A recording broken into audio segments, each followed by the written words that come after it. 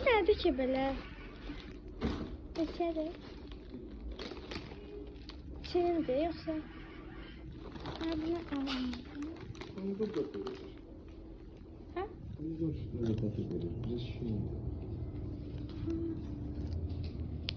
İndi masanın özü yoxdur da sizdə.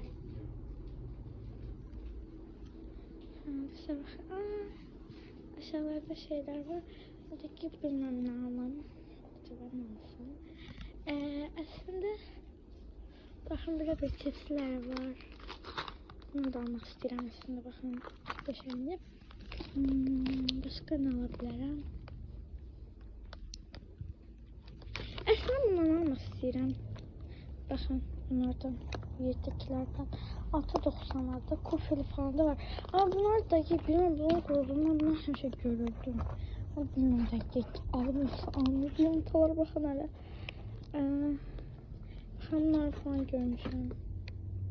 Bu görürsün nasıl çok tatlı diyor. Bakın eğer sırf ayak. Burası bakmamışım.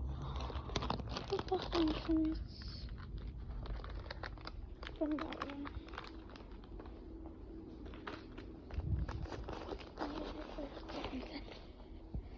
Bakın. Nerede kimyetli? Benim şey.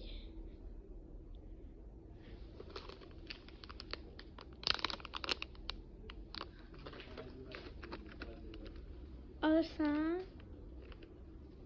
çok az olar baba yiyebilmeyi sonra.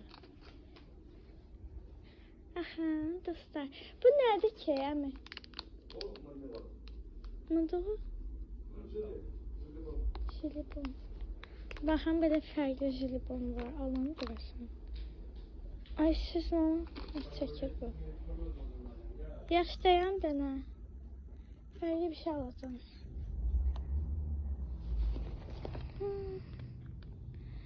Bunları söyledim. Hemşe merak etmişim. Nasıl? Amin oraya var.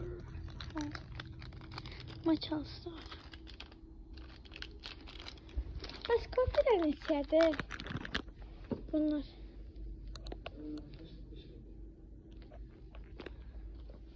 Farklı kofe.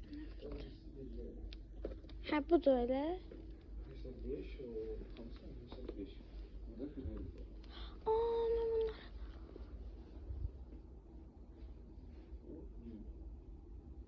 Ha noodle yoktu da.